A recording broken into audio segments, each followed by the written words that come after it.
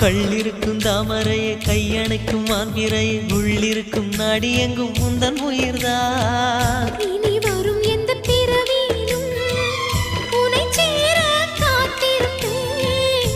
விழி மூடும் இமை போல விலகாமல் வாழ்ந்திருப்பேன்.